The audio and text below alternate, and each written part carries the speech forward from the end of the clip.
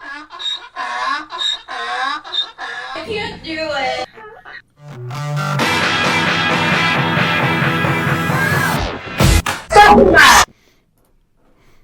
Hey, I don't even know how to start this show because it seems like I haven't done one in like 2 months. This is my first one in my new studio, and I'm kind of excited about it. I feel so lucky. Yeah, This is crazy how this turned out.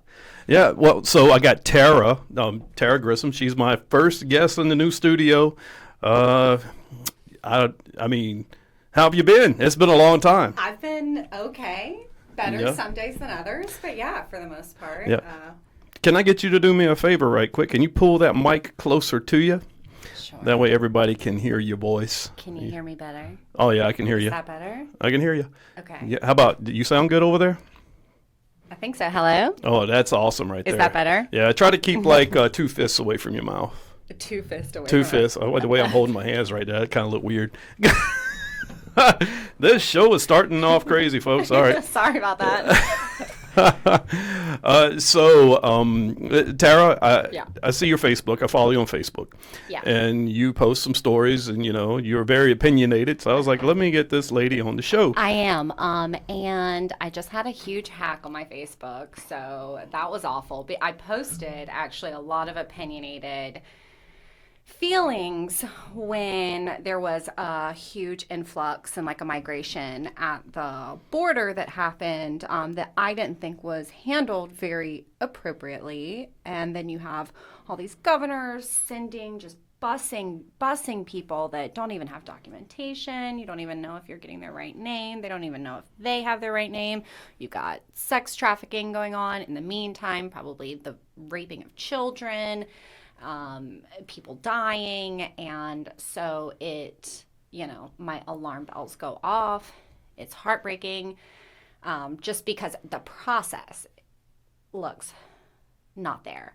And so that's what breaks my heart about it. And so, yes, posted all these opinions about it and how we have, here in America, we have all these people coming over across the border, and then we have, homeless veterans, and we have suicidal veterans, and we have suicidal people, and we have a healthcare system that sucks physically and mentally. And it all just sometimes boils over. And so, yeah, then sometimes I just put my opinions out there. And, if for better or worse, just because it's too much for me. Like, I'm just trying to get it out.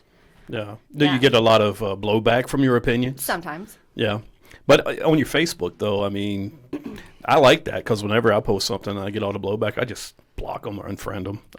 It's my Facebook. I ain't got time for your opinion. It's a version of myself, too. So it's not, it's not everything either, and so. Well, let's tell the world how we met first. Yeah, let's do that. So, let's go back. I can't even believe it's been this long. So people that know me know that Chipotle in Cary, in Mooresville, is like my favorite place ever. It's the best. I go there like 5 times. Well, my job's changed a lot. So since the pandemic. I just went there yesterday. Really? With my mom, yeah. I went to a Chipotle yesterday, but it wasn't that one. These people know me. That one little old Hispanic lady has been there since I met you there. And we met there probably I don't even want to guess the year. It had to be like 2015 or 16. Or maybe, was it 27? I don't know. I was trying to figure it out because it was when I got into a really bad relationship. It had to have been 2016. Well, you've got a kid now. I've got a soon-to-be 4-year-old. So it's been past. You didn't have a kid when I met you. No, and I didn't have a boyfriend or a fiance or a husband either. So it was like at least a year before. It was at least You went through a whole life. So it was definitely 4 plus the gestational period of the 9 months. So we'll round up to 5. No, we'll say 5. Plus meeting the guy and developing that relationship and feeling comfortable enough to do, well, moderately comfortable enough to do that. And then so that's another year. So at this point we're at 6. At 6. So 6 or 7 years. So you've done a lot in 6. Well, I've done a lot in 6 years too. It's I feel like it was yeah. Oh I've done the whole. I don't know if you weren't in my social group, were you? The ATB thing. You know what's really, really fucking funny is can I cuss? Yeah, you can say everything. So you know what's really interesting is when you Facebooked messaged me again after I did that intro. of that other group that I joined, Uh-huh. that I'm no longer a part of, but that I joined to try to reach out with other people because the background story is right that my child's father died of a fentanyl overdose Oh, man. in 2022. Wow, so it's brand new. This is, like, are you doing okay with it? It's coming up on a year, yeah, in July. But the truth be told is I saw it coming a mile away, and that's why I left him. Well, I'm sorry. Yeah. I'm sorry that happened. Yeah. Yeah. So, because I had to keep my daughter safe. So that's why that transpired. But, so, join a group, because I'm, like, finally feeling more put together, ready to put myself out there, do that, and then you reach back out, and it had been, like, 6 or 7 or I was like, 8 I know years this or girl. something. Yeah, I know. I'm so glad you did. That came out of a left field. Yeah. And then, so, I had started seeing someone briefly, and they were like, and I mentioned you, and I was like, this is such a wild, I mean, not such a wild story, but, you know, it's a small world. I didn't even know you were still around. Yeah. And he was like, yeah, he runs one of, like, the largest singles dating groups or something. I was like, well, what? I did, No wonder. Yeah, back in 2018, I started a group called Anti-Tinder Bumble, and but I rebranded it because it got so big to All the Best. So in short, ATB, and it's become like a large social group in the Triangle. And Is it just for single? Is it just for singles? It was. So here's the thing. I don't run it. Do you get kicked out if you get into a relationship? Like, is there a No, ceremony I mean, to, like, there should banish be, right? you? Yeah. Yeah. A banishing ceremony? The goal of ATB was to have a low member base, because you don't want people in your group if they're in relationships. You want people to find people, then get out and go and join these other groups like GOAT, and And then you've developed other friends. Yeah. Yeah, that's true. ATB's been successful. I mean, I know at least 3 people that's been married. I know I think maybe 4 ATB babies now in 5 years. I'm glad you brought this up. I always thought I'd be so good at matchmaking. Yeah. Yeah. Like, well, maybe not even matchmaking, perhaps matchmaking, but also, like, I feel like if a guy came to me and he was like, I'm ready to find the one, I'd be like, let's whip you into tip-top shape. You know? Yeah. Let's get you, like, I'm going to say some crude shit. I'm going to hurt your feelings sometimes, but, like, you're going to be able to take it and be a man and, like, or whatever, you know? Like, just, I mean, maybe not quite to that extent, but just, like, a little, not like a little tweak here and there, because you don't want to change anyone, you know? I feel like you would be a good moderator in that group. Oh, yeah. But let me tell you what happened. For sure. So after 5 years of doing this, I finally hung it up, and I passed the torch on to a couple of ladies. I tried to pass it on to one person, but it didn't go well. And then so I gave it to 2 of my long-term moderators, Paige Bishop and Skylar Lee. And now they are in charge of ATB. I'm completely out of every social group on Facebook. What? Yes, it's too much. It was, you know what? It is too much. I've been out of them for almost 2 months now, and I don't miss it. Yeah. I don't miss the drama. I miss some of the people, but, you know, I mean, I think that, you know, that for me, I think it's turned more into a sort of situation. Like, for example, I just bought a stand-up paddleboard. Mm-hmm. An investment. Like, that thing's going to last me years and years and years. And on a pretty summer day, I can go out, be one with nature, fucking paddle around, work out my arms, maybe my core, see some pretty stuff, some birds, like, relax.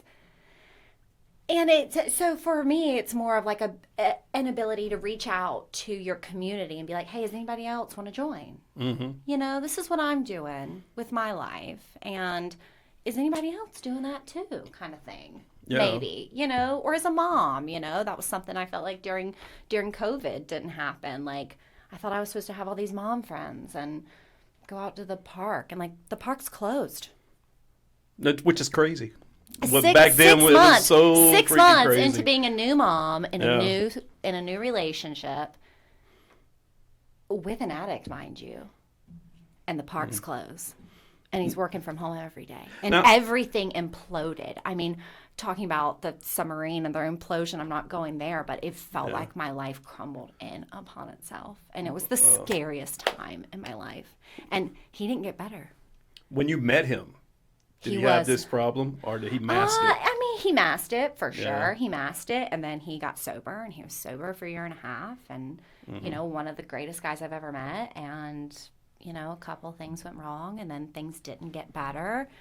And I am where I am, you know, and I'm just trying to sort of roll with the punches. Well, anytime you lose a loved one, especially like your husband, you know, it's got to be a tough hurdle to get over. Technically, absolutely, I did lose my husband, but it was more so like I hated it for my daughter. Well, I'm sure when he passed, you were already content with like the situation you were in. Well, I can tell you, I continue to tell people. I mean, even in terms of dating, because people will say it's fresh, it's new, but in terms of dating and things like that, like I had grieved the loss of the man I loved. Mm-hmm. Way before he passed. Oh, he was not there. Yeah. He was those vows I took and the man I married had disappeared far before anything physical really super began to sort of show. So that's just what it is. That's just the truth. So a few podcasts ago, I had a lady on that was inside that ATB group, and she came on and talked about her daughter and her fentanyl addiction and how she passed. Same thing. She saw it coming. You know, her daughter was an addict. And this fentanyl, man, this is crazy stuff. It is crazy stuff. And someone told me it was the leading cause of deaths in young people these days. Could be because they're chopping that. I don't know how. And given the amount of school shootings that have already happened, I can't imagine that's the case. But sounds crazy. Yeah. I mean, and I was talking to you earlier, and I just want to say this ever so briefly. For my conscience, is it's really screwed up because there's some wife out there that apparently killed her husband with fentanyl, and it's really screwed up the rest of us wives. Like people who have lost people from that. Now I feel like if I talk about it, I look like sketchy. And the truth is that he was such an addict, I had a protective order out against myself. He couldn't come within 100 yards of me. We couldn't even talk to one another at the time he died. I disagree with you. I don't think it makes you look sketchy. It does.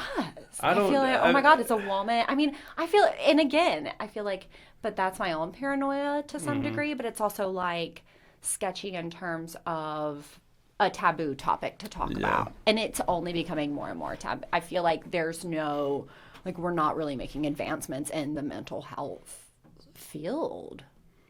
As far as everything. Fentanyl? As far as just drug addiction, mental health, depression, anxiety, trauma, PTSD, just all of it. Like I'm not really seeing, I feel like I haven't seen a lot of advancements, you know? You got people out here building their own submarines going down to the bottom of the ocean, and we don't have another, we don't have a pill that makes someone suicidal, not suicidal. Like, it seems weird to me. Well, as you can see, we're not successful with those submarines going down to the bottom of the ocean. As of what happened to, what's the name of that ship, the Discovery or something? Was it Oceanic or Ocean X, I don't know. So this thing had made several dives before, though, right? And I guess when you go down to the Titanic, look, we're all over the place here. We'll come back to fentanyl, but let's get off of it. I mean, I think that we need to leave it. And I think that it's a scary drug. And I think people need to be safe. And I think that if they're going to do coke and drugs, I think there are fentanyl test strips, and there are, different things that you can do to test. Just cut off a little bit of it and just test it. Make sure it's clean. If it's clean, go party, go have a good time. And if it's not, don't touch it with throw it. How about away just don't do immediately. any narcotics that are hardcore drugs that can be cut with fentanyl, because it seems like everything has fentanyl in it, and it's such a low Anything dose. knockoff too. Yes. And then the only thing you're doing is, I mean, if I wind up dead in 2 weeks after saying, and then the only thing you're doing is supporting China and the thing about, I was thinking about this today, and the thing, and I don't want to take this politically, but the thing, truthfully, about the border crisis that really bothers me at its core is I feel like it's a setup with China and Russia infiltrating, putting money in the wrong hands in other countries of people that are corrupt and will take and not give to their people. And then the people are starving. And of course, where are they going to go but prosperous, quote unquote, America? I feel like most people come here and they realize, what have I done?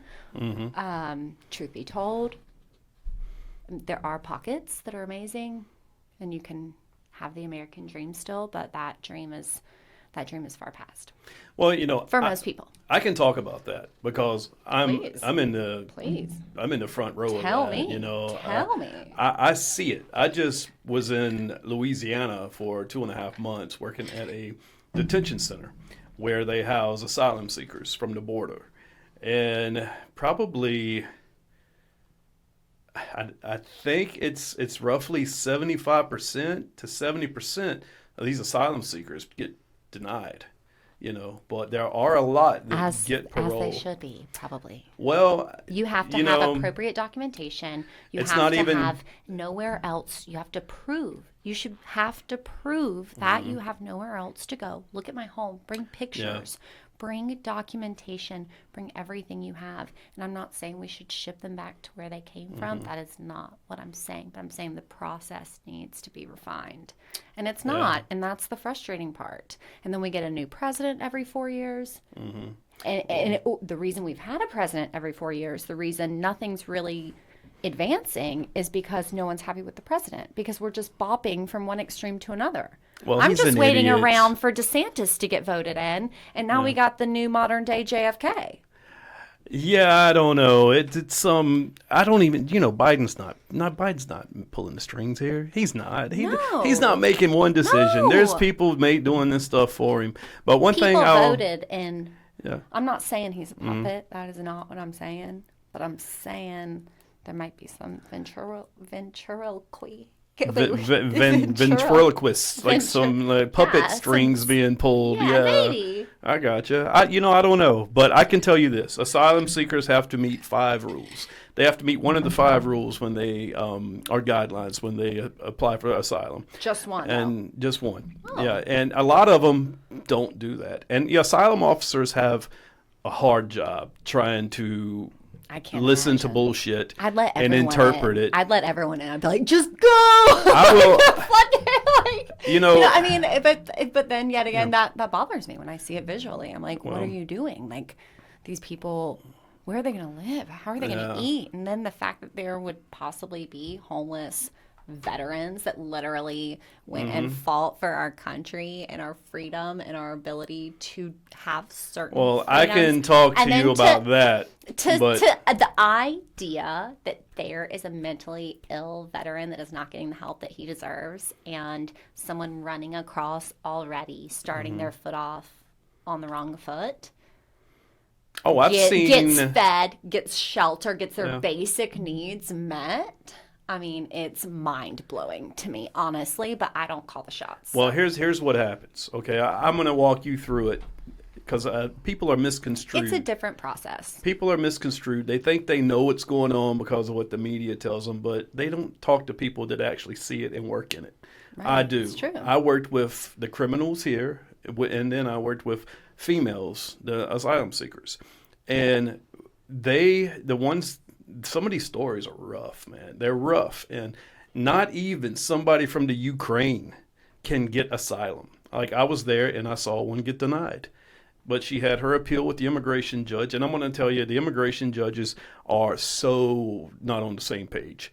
You've got an immigration judge in New York that's completely ruling a certain way or other way than a immigration judge in Harlingen, Texas. And they're perfectly allowed to do that. And they are. They interpret the law their way. Yeah. So you're answering questions from one person. Why did this judge do this when this judge did that? And you really don't have an answer for them. And it doesn't matter. And I've seen people from countries that you think, oh, it's a shoe-in, for asylum, get denied. Just all depends on their asylum officers and how they interpret their interview. Yeah. But when you do get asylum, you are not the government does not sponsor you.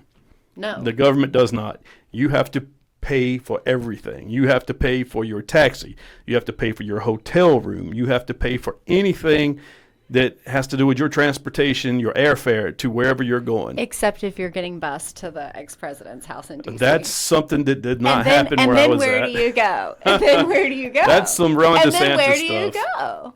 Honestly. Well, everybody that comes in on asylum, and then where do they go? They have sponsors. They either, I hate to say it, but they have sponsors, and I'm not sure. Like I'm sure sponsors. Like Melinda Gates has a trust fund of like 50,000. Like she's going to sponsor 50,000 kids or something every year. Sponsors aren't vetted.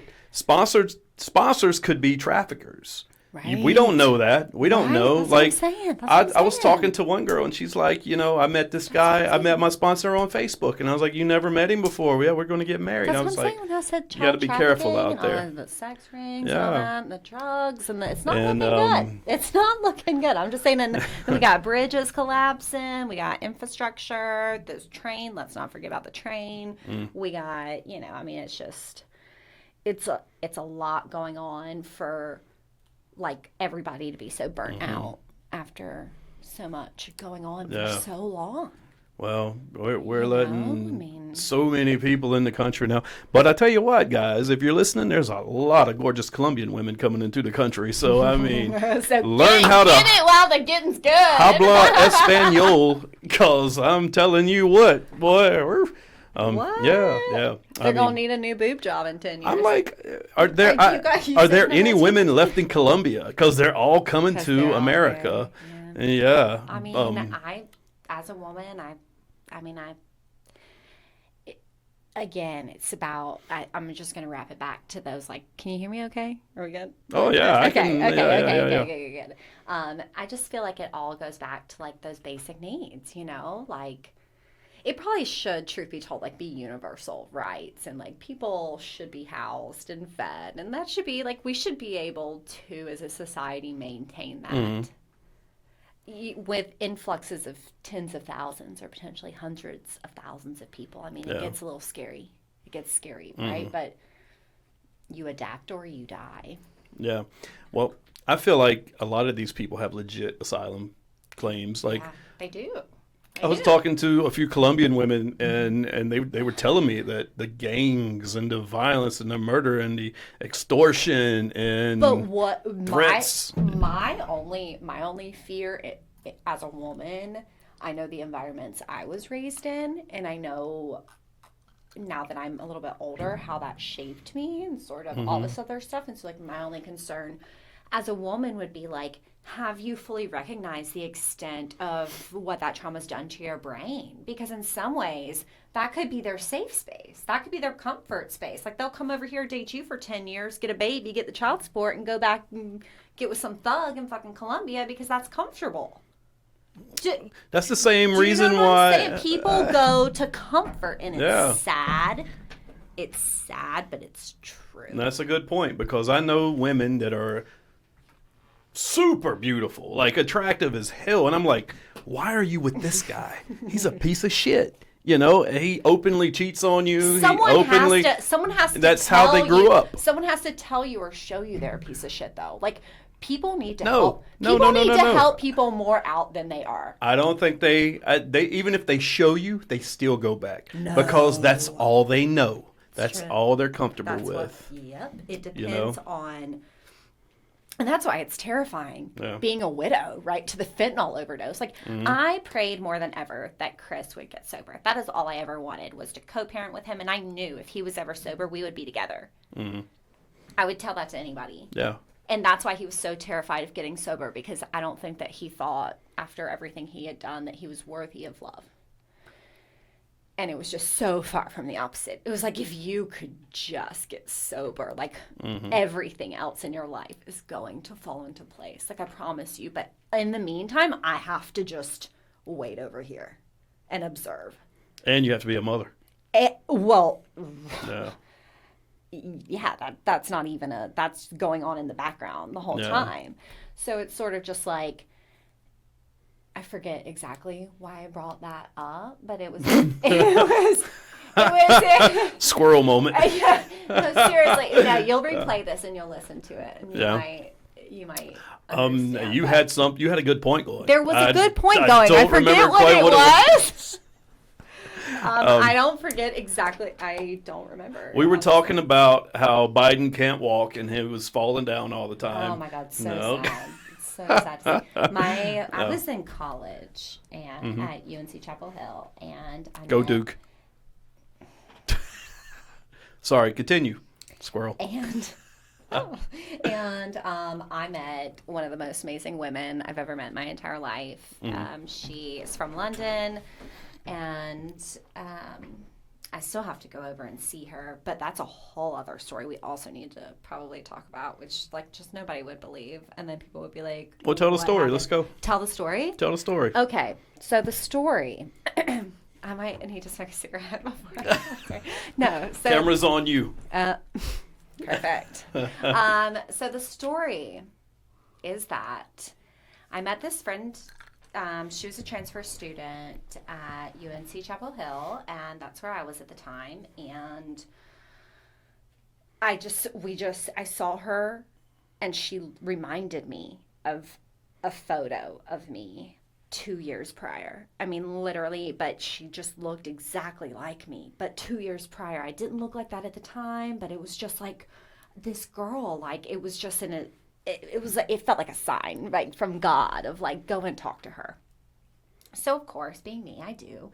And we became really good friends. We don't keep in touch very often anymore, but she's from London, outside of London, went to school, and blah, blah, blah, blah, all that good stuff. So I had planned a trip to go and see her in London, and because she obviously went back there. And she came and visited a couple times. She's come and visited like twice, like she just got married, but just great girl, really great family. I mean, anyways, so, I have a trip planned to see her in London. And a couple months before that trip, I also have a trip planned to go visit a friend in New Orleans. And right before the New Orleans trip, I think it was in Belgium, there were these like bomb attacks that happened in the baggage pickup line. People just like blew themselves up in the baggage pickup line of the Belgium airport. Sounds painful. Yeah. I mean, sounds pretty brief. Yeah. I'm spilling on myself. I hope you got this on camera. I do. It's totally all over it. Yeah. Perfect. So, what year was this?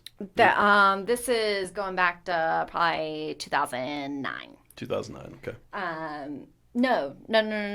This was not 2009. This was 2009. I was thinking was when I met her.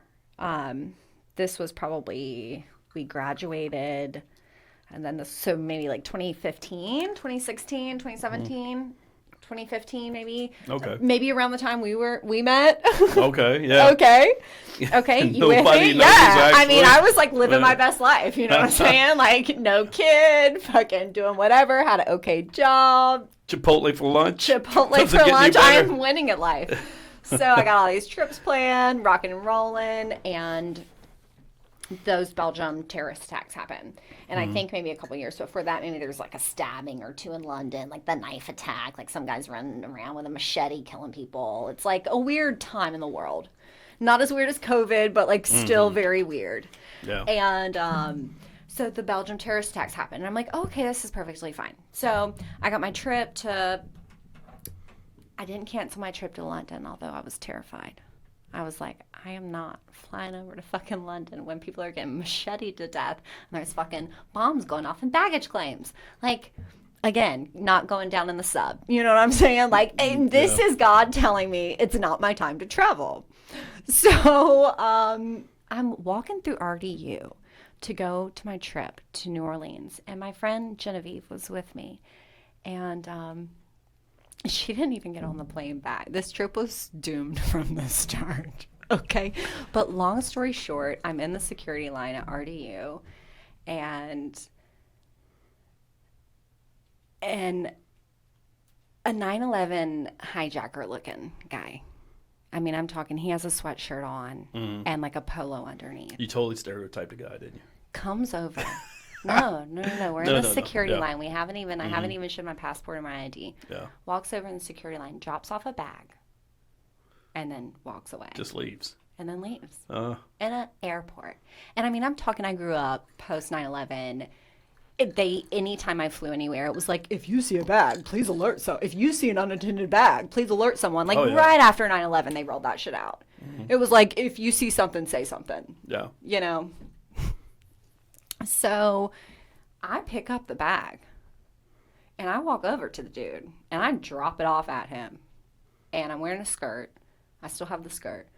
I walk over to him and I drop off the bag and I'm like, you need to take this. I'm like, do you hear the intercoms? Like, this is not my bag. He's like, no, I'm just leaving it over there. I was like, no. If if that shit goes off, like, I am not trying to die from shrapnel. Like, get it away from me. Because meanwhile, the Belgium attacks had literally just happened, like a couple weeks or a month prior. And I told myself I didn't cancel the London trip. This is all going to go back to I've never visited her because I canceled the trip after the New Orleans trip went so haywire. And so the dude, he tries to give me the bag. There's like a little scuffle. Literally in the middle, he tried to fight with me and give me his bag back. Like he was being insistent on keeping his bag over there. And I was the whole time like, no, dude. And now you're making this personal.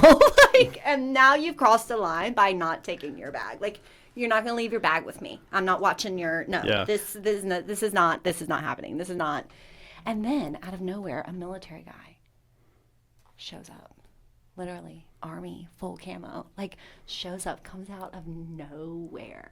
And he's like, it's okay. And there was like an old lady and she looked scared. And I was like, oh my God, was that a trial run to see how people would respond? Because I can't think of any other scenario, honestly. And this really screwed up thing is I get up, I'm terrified the whole time. I'm like having to stand behind the guy, but he disappears somewhere. He goes to the line really far away. I'm going through the line and I get up to the security and I tell her, I'm like, you know, everything that happens. And she's like, where's the guy? I'm like, he's making his coffee. The dude had taken off his sweatshirt, was in like a collared shirt, looked completely different and was like walking away.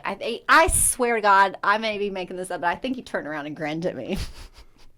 So what do you think it was? It had to be it was, no, but the even more screwed up part, I'm glad you asked that. The even more screwed up part was after I went through the x-ray machine, they said that my inner thigh lit up, that I had to get a full inner thigh, like, wipe down. Why did your inner thigh wipe up? He told me bomb residue. Bomb residue on your That's what inner he said, thigh. on my inner thigh, and I was wearing a From that skirt. bag. From that bag. Well, I would have been like, well, how about you just inspect this bag that I found? The guy had already been gone an hour before. This was by the time I had gone through, I mean, not an hour before. Well, what happened to the bag? He took it and left. The guy took it. Yeah. The owner of the bag. Yeah. So you possibly just stopped a bomb from going off. Yeah. You're a damn hero, Tara. And I love telling this story. But, like, it was just so wild because then I go through the security when I think I went into like shock. I didn't talk about this for years, like, which is why I'm like, so I turned it over. I went into like auto mode. I turned it over to like the SBI. I was on the FBI website. Like I was on this, I get them flight numbers.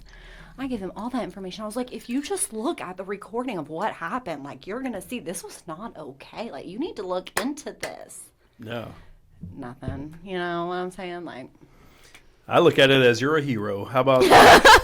Thank you. I'm so You sorry. just saved thousands of lives. I know. What could have been? Hey, you don't know. But the fact that there was a military like camo person there makes me think maybe it was like a pretend run to see how people in RDU would respond to that kind of thing. Because it was he just literally came out of nowhere. Like if that military guy wouldn't have been there, I would have been like fucking. I don't know what I would have done if he would have kept fighting me to.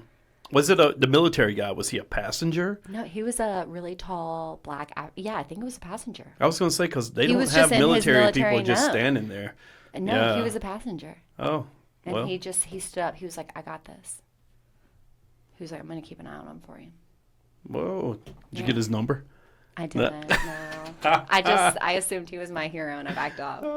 Well, that's a pretty cool story. Yeah, I don't have any it's cool a stories. really good story. The only cool stories I have that are somewhat similar to that, I used to be a prison guard for the shoe bomber. Terrifying. Richard Reed, yeah. Terrifying. Oh, wait, is it Richard Reed? No, what's his name? The shoe bomber? The shoe bomber, yeah. Richard Reed. Why am I thinking that? Oh, I'm going to have to look this up. Look it It up. was, let's see, shoe bomber. So I do apologize. As this is my first podcast in this studio, I usually have that TV going. And So I can see myself? So you can So there's some see voyeurism everything. going on? But I need a longer HDMI cable, which did not come in time. Yeah. So I'm just trying to figure out this mic. I feel like I should have done more tests. But as long as No, I sound good to you. You sound Richard Reed. Good. That's his name. Yeah. So I've seen That him. sounds like a hospital name, like I'm going over to Richard Reed Hospital. Doesn't it? It kind of does. Doesn't yeah. it? Richard Reed Hospital. Richard yeah. Reed Hospital doesn't it? It'll blow you away. Oh, Oh, that was a terrible joke. Oh my gosh. Like I'm a little rusty. It's been 2 months. Woo! Wow, yeah. I'm coming back to well, actually now I live in Clayton, and coming back from Monroe, Louisiana after being there for 1.5 months. So But I saw maybe you did some good cornhole stuff, right? Or was I think I was doing that when I met you originally. Yeah, you were. Yeah. So I'm still doing that, but I'm no longer a professional. I gave up my professional hat a long time ago. Do you have a lot of trophies and medals and stuff? I've got a couple, I've got a lot of jerseys, but now You gotta I'm make a wall. well, I did at my old house, but Yeah. you saw my house. I'm still in the verge, under the process of unpacking and getting stuff straight. I'm under process too. I mean, Yeah. it's tough. I had to get my podcast studio ready for you today. Oh, I'm glad I could be some motivation. But boom, I had to. I was really wanting to do one. I mean, I Yeah, hadn't done me one in so too. long. I was like, it's time. Yeah. But yeah, I actually have a big tournament I'm running this weekend. Mm. And then I have another one after that, and then I'm gonna take a little break, then get back into it. A little breaky break. Pick it back up in the fall. Little breaky bake. Yeah. Breaky bake. Yeah. Well, on that note, why don't we take a breaky break? You want to take a break? Let's take a break. We'll be right back, folks. Bye. All right. I forgot what we were talking about when we left. I did too. Wait, all I remember is I was like, break or something like that. Break, yeah. Okay. You know what? I should have listened to what we were talking about, but I don't. We're back. We were outside talking, and so we talked about dating. Yeah. Dating a little bit. in- You said you might have met you. Well, I saw some. Oh. A couple photos. You looked happy. I was Yeah. happy for you. So I was in Monroe, Louisiana, for the past month and a half, and the second week I was there, I met this girl, and she's pretty cool. Second week. Second week. Okay. Oh, excuse Did you me. meet anyone the first week? No, I tried. Yeah. I was talking to quite a few girls though. Your and, efforts were rewarded. They were, yeah. So I met her actually in person, which doesn't Right. happen these days. It's hard. It's all online dating these days. You got the apps I've talked about it till I'm blue in the face. The Tinders, the Bumbles, the Luxies, the Plenty of Fish, the OK Cupids. The what else am I missing here? Who knows? eHarmony, Match.com. Match. Yeah. You've got all those things. And they work for some people, but I'm at the point in my life now where it's boring. It's so boring. I'm sick of, I don't have the patience anymore. Every time you meet somebody, you got to start off with hey, how are you? Yeah, this is me. This is my kids, and then you end up, It's depressing. yeah, and then you either get ghosted or you ghost the person. And you're guilty of ghosting yourself. You've done it before, I bet. Don't really. I try to. For me, it's all about respect. It's not. I don't even ghost people. I will ghost you if you ghost me and not think twice, because I'm just showing you the same amount of respect that you're showing me. So that's all. Will I ghost? Absolutely. But you rest assured there is a very valid reason. Because I genuinely, I feel like if I'm going to go to the extent to put myself out there emotionally, that and this is my biggest fault, is I feel like everybody thinks the same way as I do. Which is not probably It correct. is not. Ever, Um, ever, Yeah. ever the case. it's yeah. Can I ask you, how old are you? 34. 34. Okay. But look like So- a 28-year-old. Thank you, Botox. Oh my God! So that means when we first met, you were like in your I mid was 20s. I was, And- probably, yeah. Well, yeah, that means definitely mid 20s, yeah. yeah, and I was in sure. my early 40s. Look at me. Didn't even think about it. Yeah, no, didn't even think about it. Age gaps. Interesting. So talking about like age differences and stuff, someone Mm-hmm. told me that the guy I'd been dating that I told you about earlier, he was like, yeah, I went to a concert and it seems to be like the norm and stuff. And I'm like, well, I mean, like, the first off, you got to admit that, like, I'm the type of person, at least, like, I don't like to do things if they're the super norm, you know, like, Yeah. but I see myself with someone older. Like, I think that that's just a silly question to ask girls these days, you know, and it's just, to me, just so silly. Yeah. Like, guys have always dated younger, and there are some guys that are going to do that because the girl's easy to manipulate, but in general I think it's just a really inherent sort of biological thing. You get set up in your life, you're financially stable, you have something to provide for.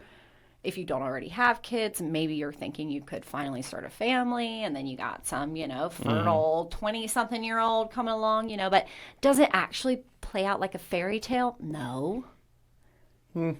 Not most of the time. I don't know. I think my most serious relationships though have been with younger girls. Yeah. Like I dated a That's what 31. I'm saying. That's what I'm saying. I was 44 and she was 31. Yeah. This girl I met in Louisiana, she's 36. I mean, that's what, like, why So- is this even a topic of conversation? You know? what Because I'm you got to saying? think ahead. Like, is it are you- a guy thing? Like, do you guys just want to talk about dating? No, Like, I'd never because talk to me about that it. just seems normal, right? Like, that's normal. I don't talk about it actually. I mean, it's not like I go out and say, yeah, I only date younger. No, it's Right, just right, like right. it's what I'm attracted to. Right. Yeah, but when I met this girl in Louisiana, I didn't even look at her age at first. I didn't. Is she younger? Yeah, she's a lot younger. Yeah, she's 12 years younger, 11 years. She'll say 11. Okay. But yeah. Well, that's good. Yeah, so it's cool. But Yeah. that wasn't even a thing when I met her. I met her because she, like, I was at the bar and she did one of those pss, pss, pss things, got my attention. And she was like, "Hey, come over here when you're done. I want to talk to you." And everyone So everyone wants someone that wants them too. So Oh, she yeah, she yeah. started it off on like a real I want you kind of Well, I think foot, which is good.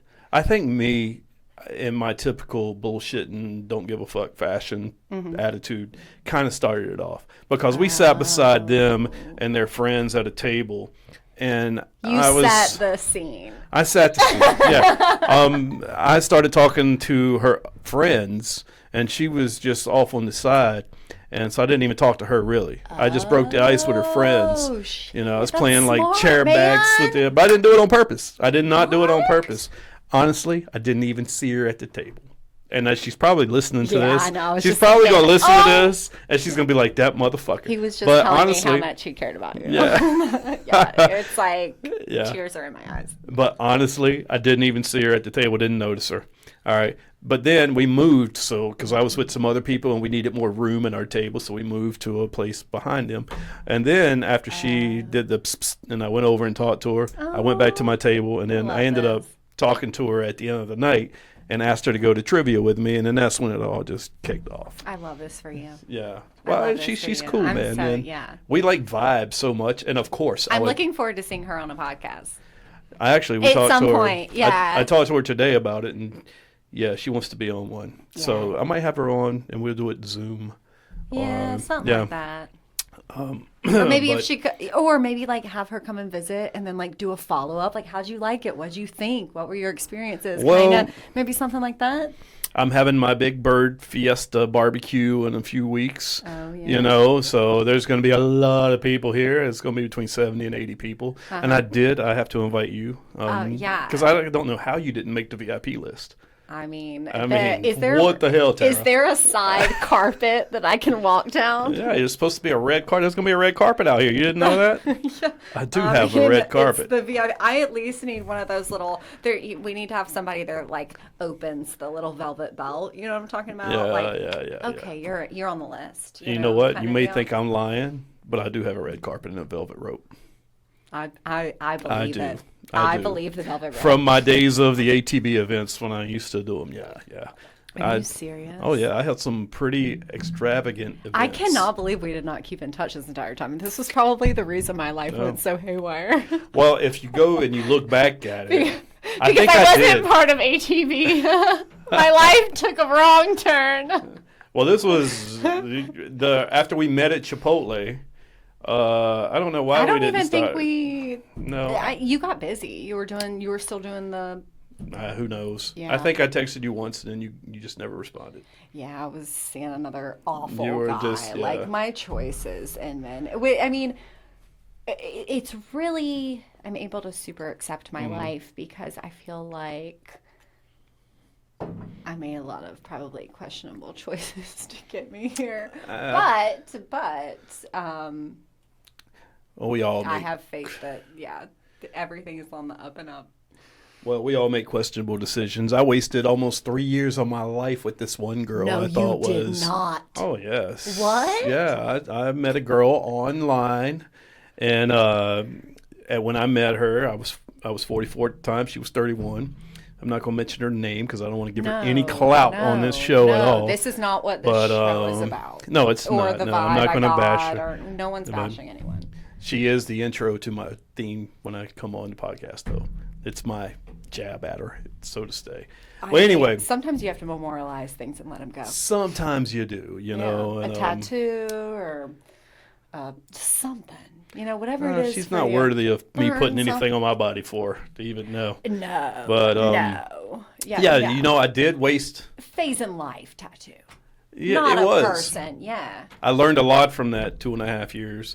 The one thing I hate about it that helped me get over it, but I had to do it. I had to block a lot of friends because after 2.5 years, I brought a lot of people into her life that she Absolutely. didn't know, but they friended her and continue to friend her now. So I was like, okay, chose well, to continue. yeah. So, but it's okay. It's okay Yeah. because you realize after a while, I didn't need these people anyway. I'm just as happy now without them, you know. And if they chose to take her side and still hang out with her and do their thing, then so be it. I just don't need them, you know. And kind of sucks, but it is what it is. Losing friends is, you know, my dad died when I was 21. I mean, I don't know if you knew it, but No. the lead way into the sentence. But my dad died when I was 21, and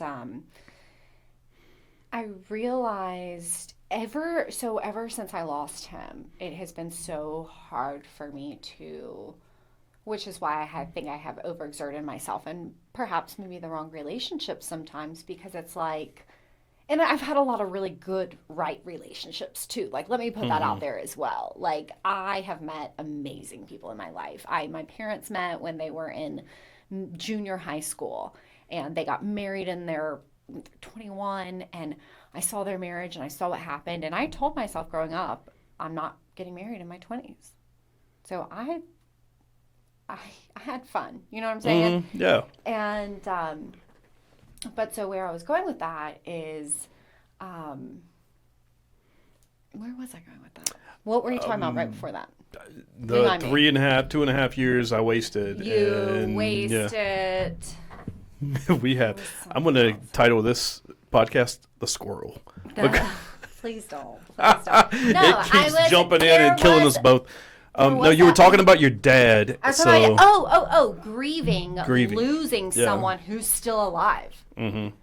Like letting go of someone, letting go of a relationship, letting go of a loss of a job, or I mean, whatever someone's sort of grief at that time is. Like grieving someone while they're still here is hard. Like letting something go and letting a person go when you know how sad it is to never be able to look at someone again, talk to someone again, get advice from them again, ask for help again, yell at them again, you know? Oh, it's tough. It's tough when you spend so much time with a is. person.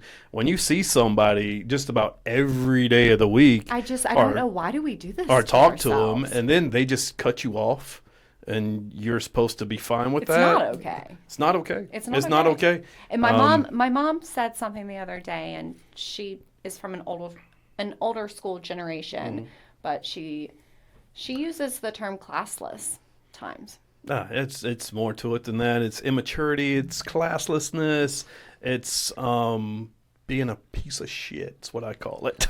But there's so many different circumstances. And we all make between mistakes and do yeah. our own screwed up things, and but I am to fault to an extent for our breakup, but at the end of the day, she did the ultimate what betrayal. was the ultimate? The ultimate I'm not even betrayal. gonna So ask you. I mean, Yep. it just is what it is. So, but you know what? It was hard at first, but now I'm completely happy. I've moved on with my life. More power to her. Hopefully, she has a great life and she gets over her immaturity. Is all I can say. Yeah, cheating is, if that's an ultimate betrayal, and I'm not even going to ask you in terms of if that's what you're talking about, but cheating to me is one of those things where if you have begged and pleaded with your partner over and over again for certain things, like it's something now in hindsight I can look back and I feel confident, like I'm not going to ever cheat on someone for the rest of my life. Like I feel actually pretty confident in that statement because I think it is so much worse I used to think it was better to have your needs met and be a good partner. Yeah. Because sometimes other people are going through things and they need you to show up for them. And if they can't give you what you need, then it's up to you to fulfill those needs so that you can be a stable foundation. Be able to give someone else who's relying on you what they need. And if they're not giving it to you, like, you got to take care of yourself, especially if you're in a committed relationship, like you're in it for the long haul. That was my approach to relationships and things. And after going through everything I went through, it's just sort of like, I hope I realized that the best thing would be to realize that that person's not for you. You don't need to sacrifice so much and go out of your way to have your needs met if someone's not doing that for you. Like, yeah, maybe that's just not the relationship for you. Yeah. You know what? It took me getting out of this damn state to find somebody because I've thought about moving many times. But where am I going to go? Where am I going to go? My family's here. I don't know. It's I'm just here. My friends are here. Yeah. It's an okay place. Oh. Where am I going to go? Here's what we're going to talk about. It just popped into my head. I love this. Before I went to Louisiana, I was a victim of this damn Facebook social group. Have we dated the same guy? Oh. Or are we dating the same guy? I don't even know what the hell the real name of it is. Are you a member of this group? I was a member of that group, but I realized as a widow, right, needing to trust another man more than I ever have in my entire, already having that against me. Yeah. Like a slightly more trauma. Well. I don't need to be looking at a Facebook group for my potential guy I'm dating or boyfriend's fucking picture.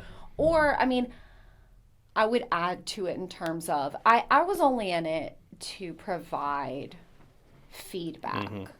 If there were guys, because I felt like I'm from here, I might have something to offer if someone started dating someone I knew, so I was in it in terms of to actually try to benefit women in the area, so to speak, or my experiences. But that being said, as it turned into something completely different. It is complete and utter horseshit. I have enough crap going on in my life that it's just something I personally can't. If I want to know if a guy's a bad guy, like, you can date him for 3 months and find out. Not even 3 months. Sometimes it doesn't take that long. But let me tell you my story with this, right? I was the head Couple of weeks. a huge Give it a singles social group. Dated several women in that group, and How did never you manage that? and never was a topic on that page. Well, the thing, and I took a pride if you in that. respect women.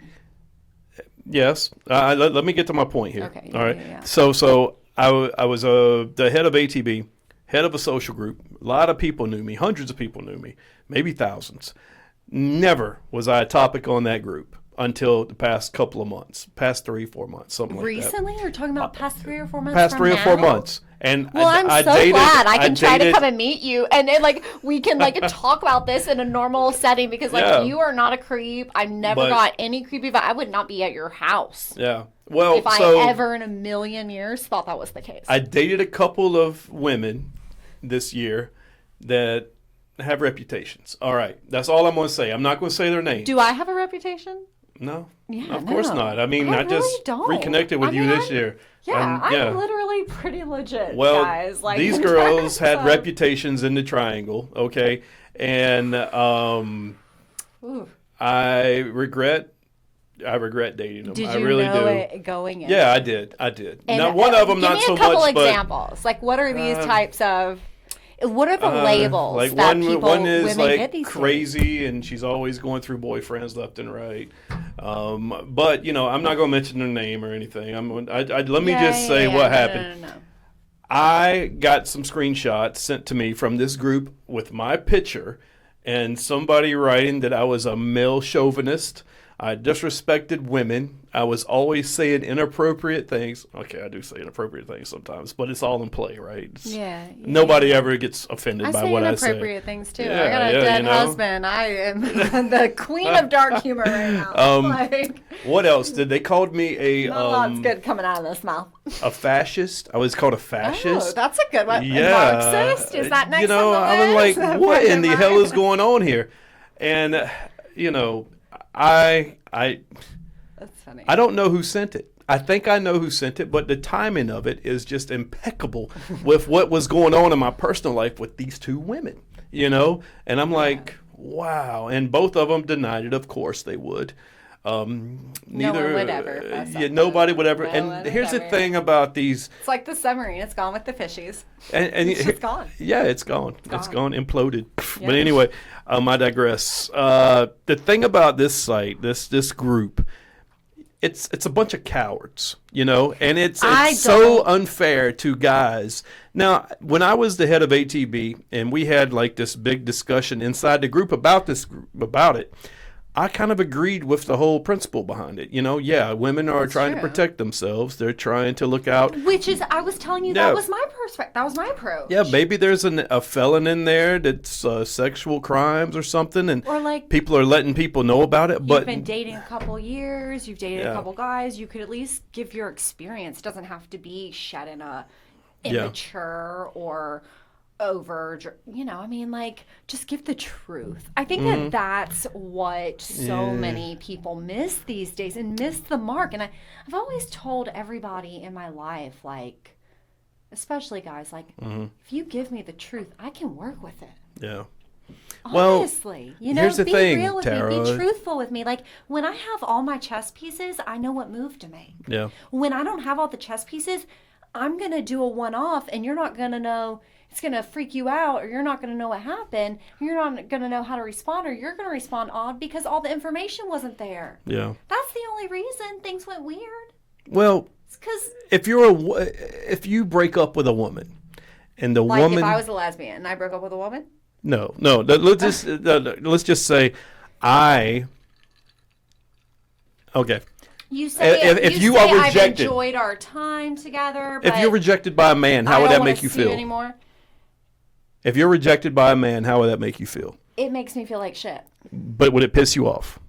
I don't know. I get sad. So I I think- I cry for. a But good, would you like, do 24 hours. things? Would you do things without thinking about it first, without letting it marinate inside your head and There's being? nothing to be marinated. Like you. Well, some you women sent me don't back take to it. the streets. You know what I'm saying? Like Some women- At that point, it's not about you. It's about me, and I have Yeah. needs, and what are those? Well, and some let me women start can't to focus take- on filling those. Like Some, physical, emotional, academic. Do you want to go back to school? Like, if a guy doesn't want you, you just I just throw myself into myself.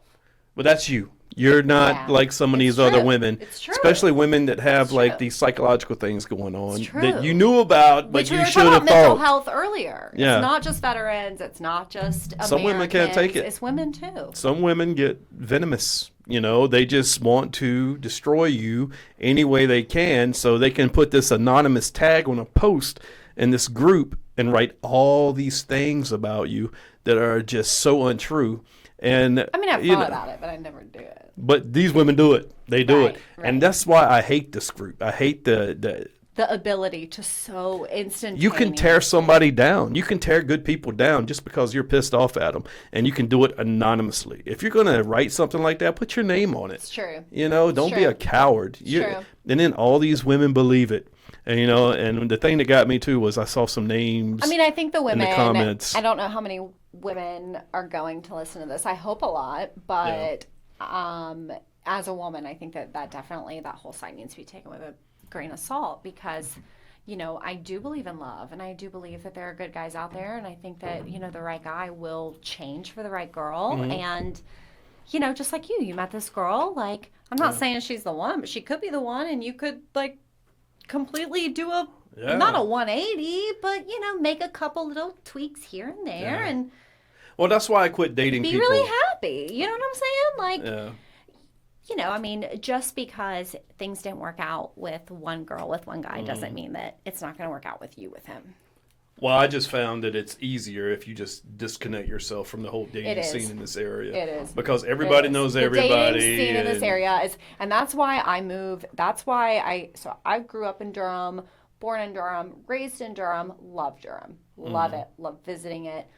But I've always told people, because I don't live in Durham, but I think I'm going to move back to Durham, perhaps, just downtown, just bend over, let them pay, just pay the... Well, let take it up the ass for rent, you know what I'm saying? Like, just fucking take me for everything I have, because it is expensive. But I have one life to live, too. But, so, anyways, I digress. You remind me of the You were talking about Durham. We were talking about Durham, born and raised. The incestuous.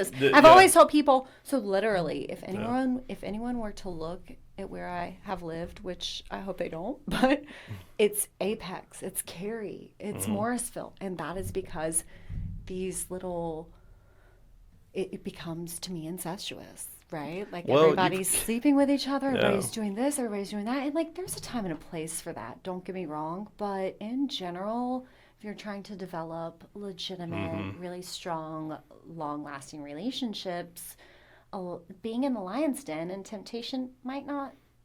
I kind of miss the days when everybody didn't know everybody. I know. Me too. And I miss the days when people didn't know me. And I miss the days when not everybody knew everybody, and you could leave your door unlocked and someone could maybe come and knock and ask you for an egg because they were baking a fucking cake. Yeah. Well, like, I miss trusting and feeling safe and feeling like the world was good for my child and feeling like there were good guys out there that were genuinely going to love and protect and provide. Like, I miss it. I miss the good guys gang. I miss the guys that went to World War II and came back fucked up and were like, we love women. We love you guys. Where have you been all our life? They're out there, Tara. They're just 80-some years old. No, they're not. No, I mean that personality. I mean, granted, they had their own issues. But, like... You won't find that around here. You got to go in the country. Meet some of them guys with those old values, Could you see me living out in the country trying to date? I mean, honestly, I wonder how country dating is. It would probably. There was a guy. I worked with a guy, and I'm not working right now, but I worked with a guy, and he lives out in the country, has a farm, and from his dating experiences of what he has told me, that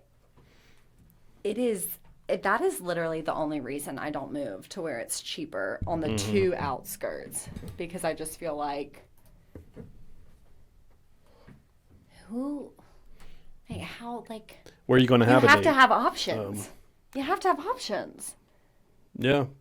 And yeah. Like, what am I gonna, like, I can't move. It might be best for my child, but and that's where it's hard, well, I don't want to talk about the mothering thing, but Well, it's got to be tough for you being a female in this area. it is tough. And I'm angry too, because I love my husband. And I was expecting, hey, like, other people are going to recognize he's a drug addict, right? Yeah. Like, someone's going to help him. And no one helped him. No one helped him. People jumped in his boat. He was a software engineer. He made a lot of money. Mm-hmm. And people not only ignored his obvious signs of drug addiction and depression, but still seemed to use him because he had that type of personality where he wanted to be used. Really? Mm-hmm. No. Because he felt he felt so sad on the inside. Yeah. He thought if he gave, he'd feel better. But really, he just gave, and never refilled his cup. And didn't surround himself with people that refilled his cup, only took from him. Wow. Yeah. I mean, that is the quickest way to death.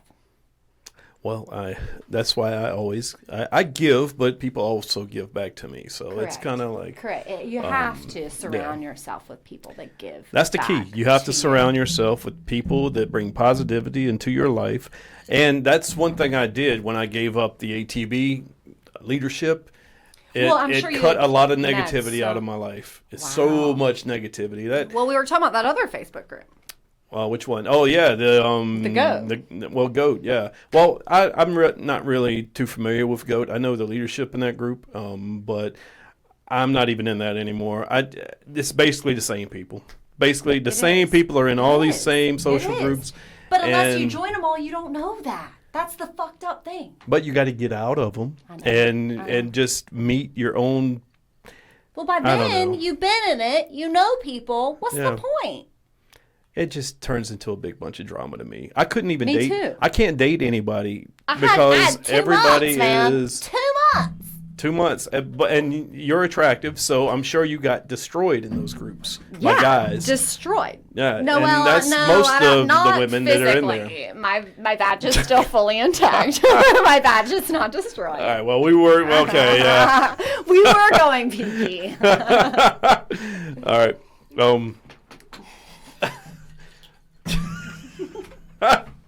I got nothing right now. Hold on. Let me regain my composure. Okay, here we go.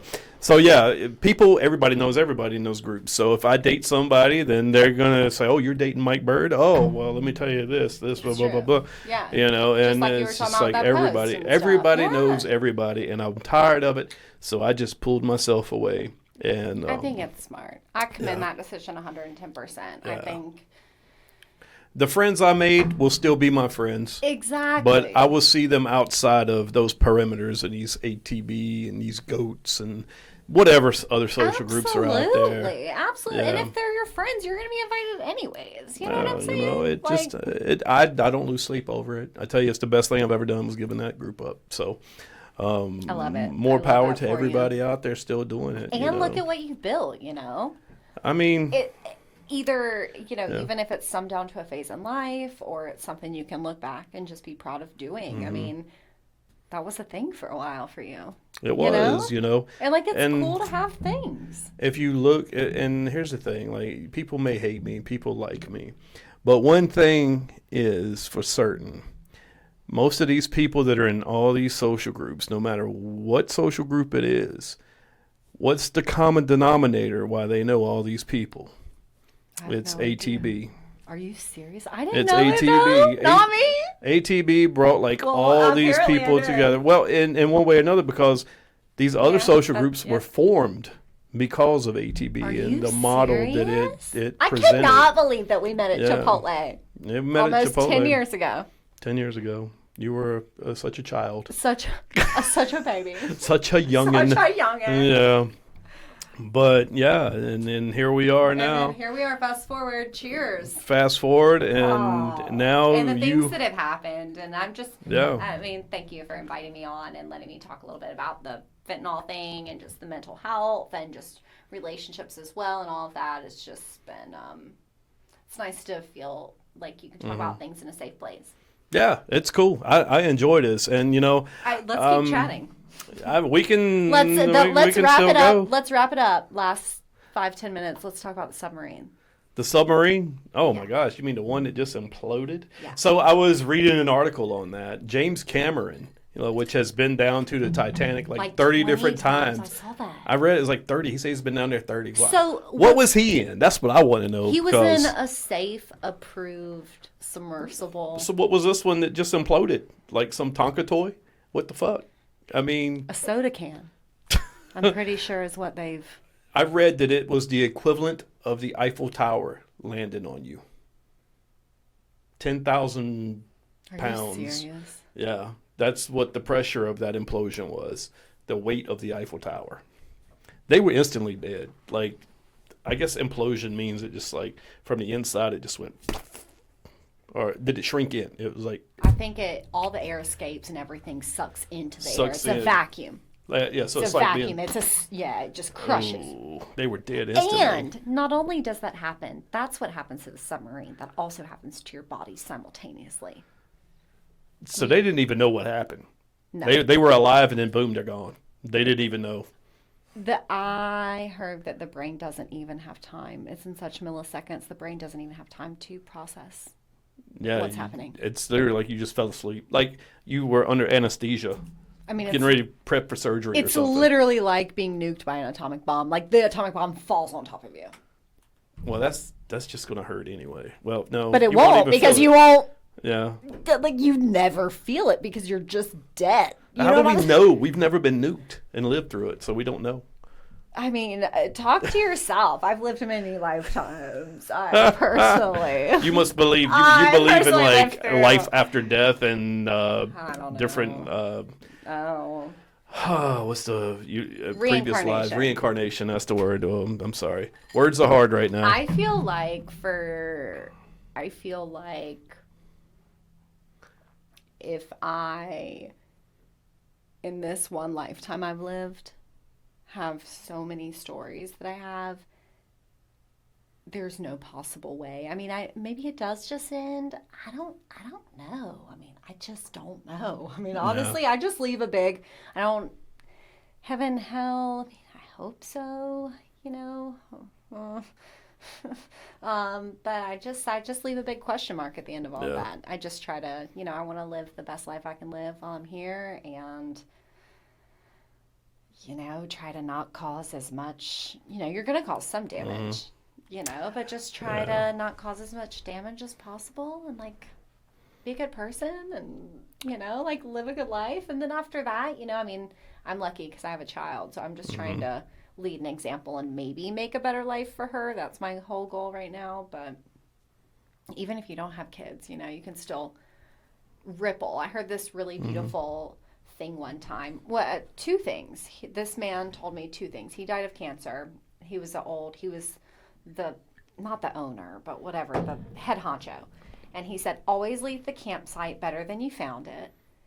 And, try to leave the best lasting, ripple and impression that you can. And so those are two, I think, really good things I just try to do, like you want your ripple to be good and, you want to try to clean up after yourself and always as much as possible. Yeah, and always put your cart back in the cart corral when you're done. Not do that sometimes. Oh my God! I'm Jesus. pulling the widow mom card here, and I'm saying I'm too tired.